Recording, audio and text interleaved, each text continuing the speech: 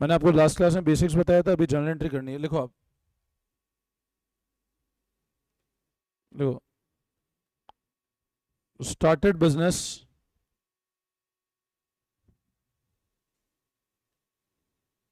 With cash 5 lakh. अब बोलो इसमें क्या है, इस ट्रांजेक्शन के अंदर कैश बढ़ा और कैपिटल बढ़ा, तो एंट्री कैसे हो जाएगी?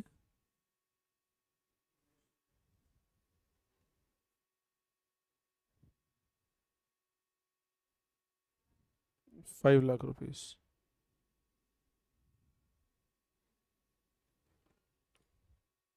अगला,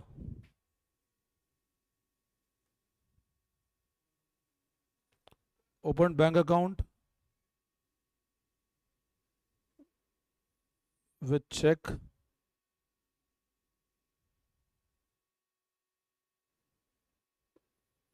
फ्रॉम सेविंग अकाउंट। बैंक में खाता खुलवाया, चेक कहाँ से दिया? सेविंग अकाउंट से।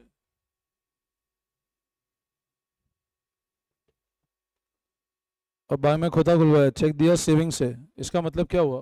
पर्सनल अकाउंट से बिजनेस में डाला है। सेविंग मतलब होता है मेरा पर्सनल अकाउंट, तो पर्सनल अकाउंट से पैसा किस में डाला है हमने?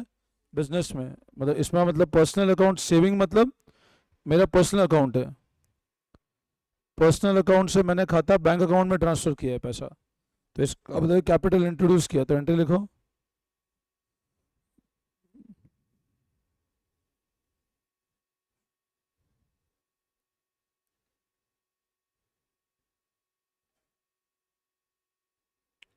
कैपिटल,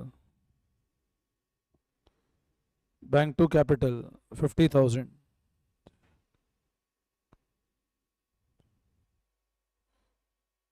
चेक दिया सेविंग अकाउंट से।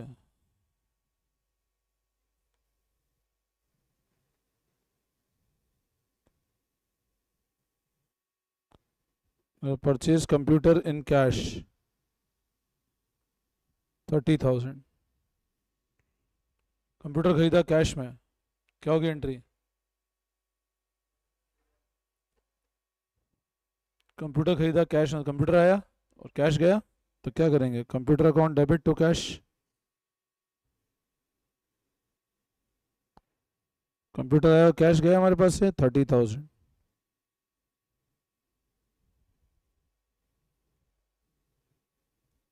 Paid for repair in office 3,000। Repair के लिए पेमेंट किया, तो रिपेयर हमारा खर्चा है, तो एंट्री के रिपेयर अकाउंट डेबिट एक्सपेंस है हमारा।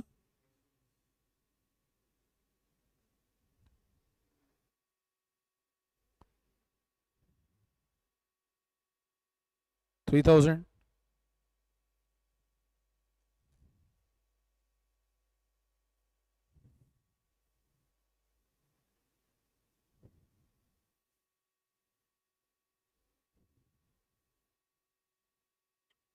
पेड सैलरी टू अमित 5,000, तो salary to cash.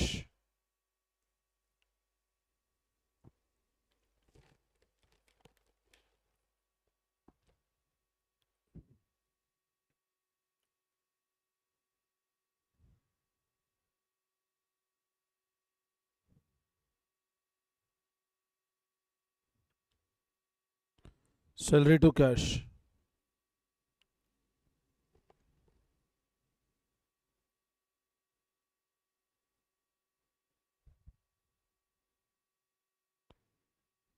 Purchased goods on credit 30,000। Goods खरीदे उधार पे सोहन से 30,000 के, क्या होगा? डेटा क्रेडिटर, उधार पे कितना पैसा देना है, तो गुड्स परचेज किया तो परचेज अकाउंट यूज करेंगे,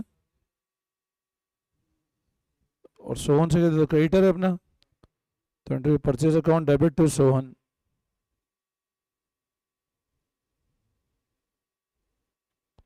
30,000।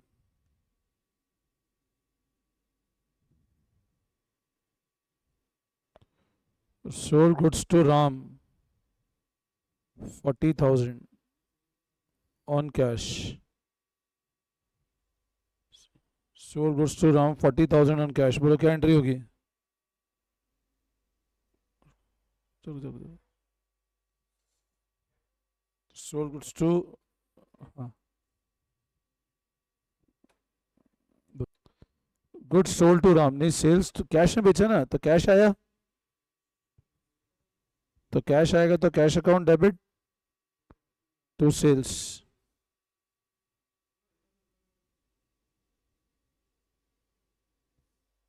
लो फटाफट.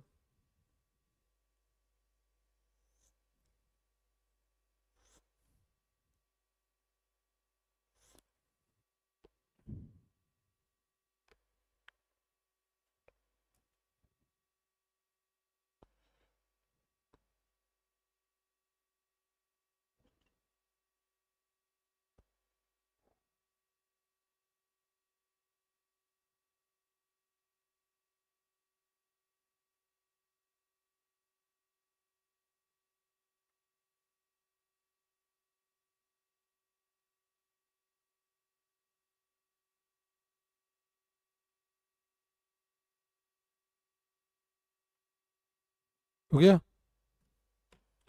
देखो next.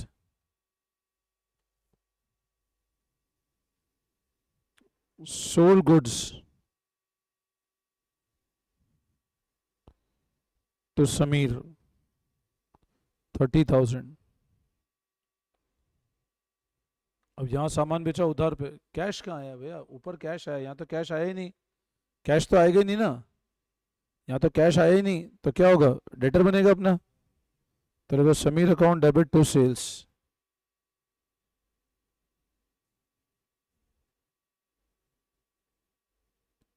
$30,000.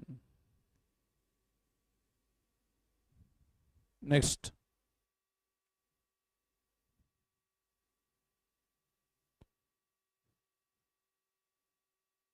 Paid cartage 500.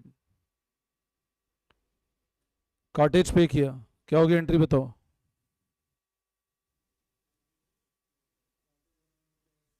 Cartridge to cash 500. ठीक है.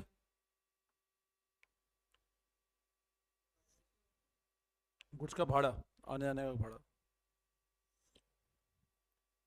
अब देखो ये हम लोगों ने डिस्कस किया, ये सारे बेसिक केसेस थे जर्नल के अंदर, हमने अभी तक सिंपल एंट्री करी. अब देखो next heading, special cases in journal.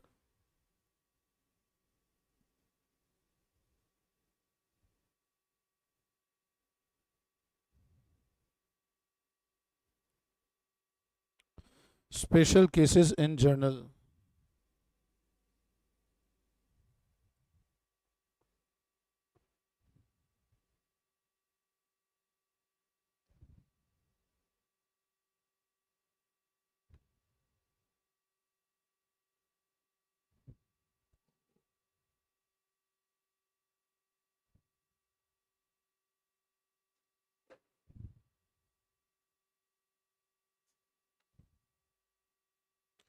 अब स्पेशल केस इन जनरल हम लोग डिस्कस करेंगे, what are the various case. तो लिखो आप सबसे पहले, देखो ट्रांजैक्शन रिलेटिंग टू गुड्स.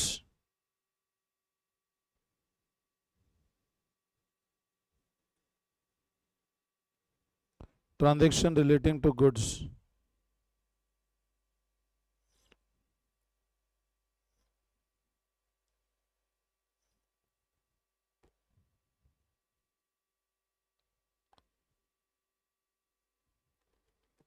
अब ट्रांजैक्शन रिलेटिंग गुड्स में क्या होगा समझो. जैसे अज्यूम करो मैंने गुड्स परचेज किए, मैं गुड्स परचेज पे एंट्री क्या करता हूं? ऐसे एंट्री करता हूं गुड्स परचेज पे. मैंने गुड्स परचेज किए, मैं एंट्री करता हूं परचेज अकाउंट टू कैश. अब मान लो मैं ऐसा बोलता हूं ये जो गुड्स हैं ये मैंने विड्रॉ कर लिए पर्सनल यूज के लिए. ये गुड्स थे जिसको मैं विड्रॉ करके ले गया, कौन से यूज के लिए? अब पर्सनल यूज का मतलब ये क्या है? मेरी ड्राइंग्स है. मैंने गुड्स विड्रॉ किए पर्सनल यूज के लिए, तो मेरी क्या है, ड्रॉइंग्स। अब अगर कैश विड्रॉ करता हूं तो एंट्री करता हूं ड्रॉइंग्स टू कैश। और गुड्स का मतलब क्या होता है, ऐसी चीज जिसको परचेज किसके लिए किया अपन ने, मतलब दोबारा बेचेंगे। गुड्स मतलब क्या होता है, जिसको परचेज किया हमने किसके लिए बेटा, रीसेल के लिए। अब बताओ अगर रीसेल के लिए परचेज किया, अगर हमने गुड्स को परचेज ही किया रीसेल के लिए, तो ऑब्वियसली बात है सेलिंग प्राइस ज्यादा होगी और कॉस्ट कम होगी। भाई मैंने कोई चीज को 10,000 में खरीदी तो बेचूंगा ज्यादा पे, तभी तो प्रॉफिट होगा। अब उन गुड्स को मैंने बेचे नहीं, मैंने विड्रॉ कर लिया पर्सनल यूज के लिए, तो ऐसे केस में लिखो आप एंट्री, लिखो जनरल एंट्री, लिखो आप goods withdrawn for personal use.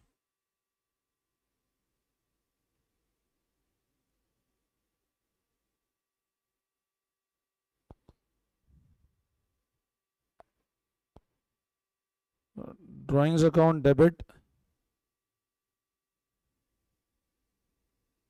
To purchase. अगर गुड्स विड्रॉ किए पर्सनल यूज के, तो drawings to purchase.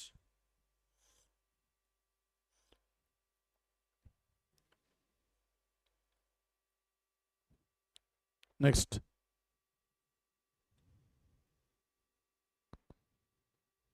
Goods given away as charity. मान लो चैरिटी में गुड्स को दे दिए हमने,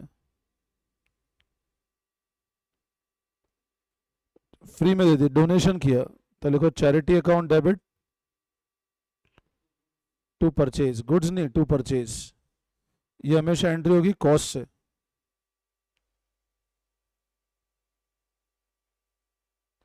goods given away charity, charity to purchase.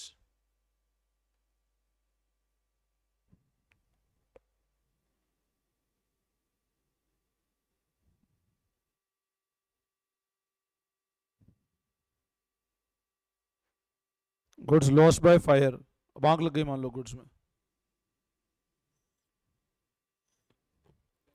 Goods में आग लग गई तो नुकसान है अपना। हाँ, तो loss by fire account debit to purchase.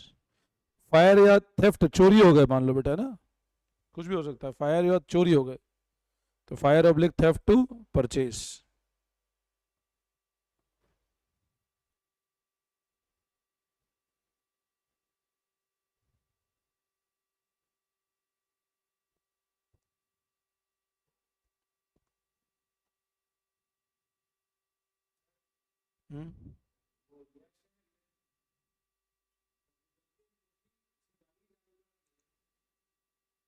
Goods loss by fire, तो लॉस बाय फायर और theft to purchase.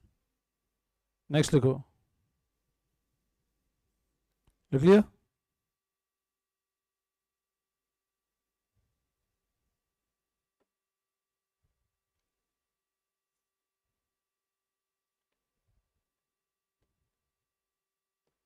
Goods distributed free sample.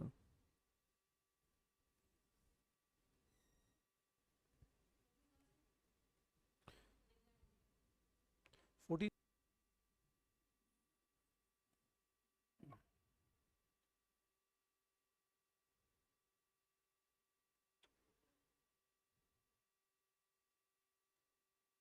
To purchase.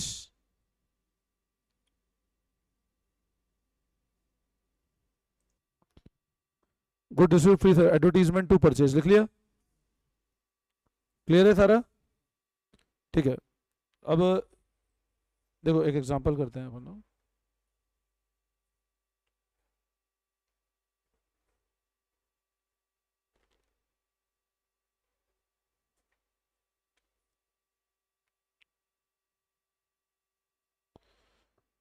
चलो लिखो, पास journal entry for the following.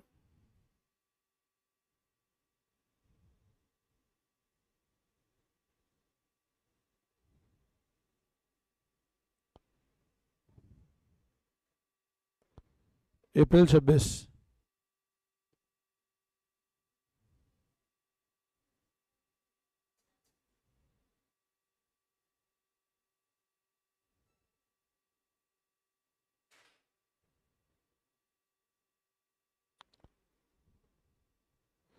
Goods taken by proprietor for personal use 1,000 रुपये, क्या entry होगी बताओ।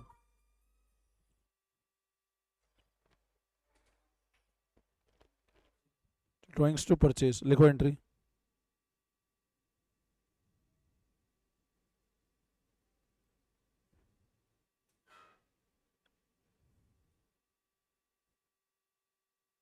एक हजार।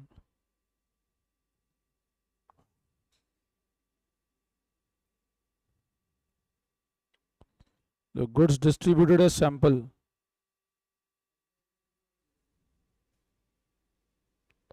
क्या होगी? तो लिखो advertisement account debit to purchase.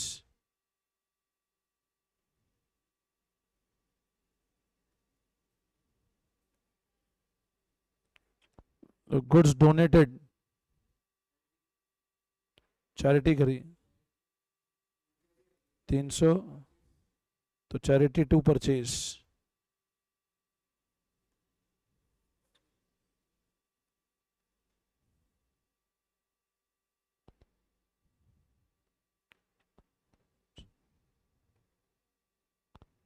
Good destroyed by fire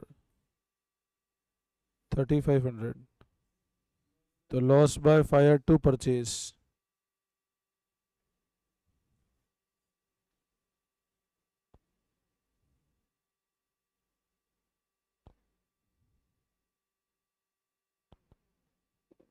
lost in transit, transit मतलब रास्ते में घूम गए। हाँ, इसमें loss in transit to purchase.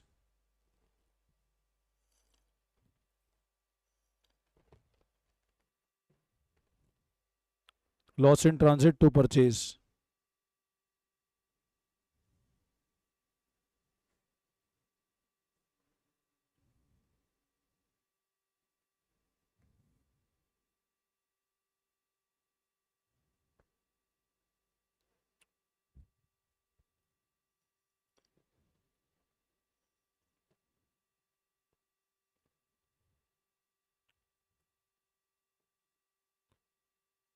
देखो next, timber used for making office furniture, firm is timber merchant.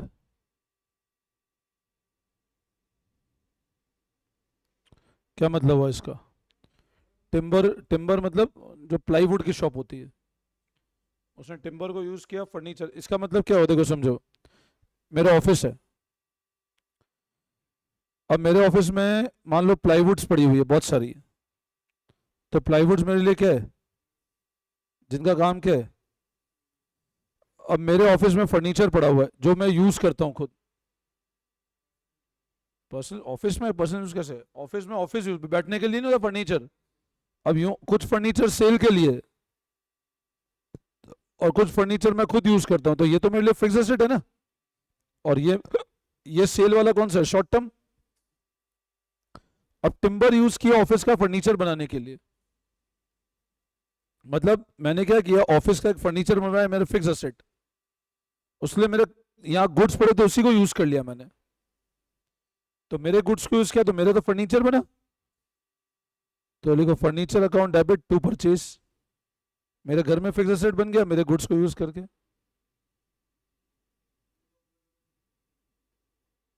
5,000 amount लिख देना, 5,000 यहीं तक लिखना है बस। फर्म इज टिम्बर मर्चेंट 5,000, और फिर एंटर लिख दो फर्नीचर टू परचेज। हाँ, लिख लिया।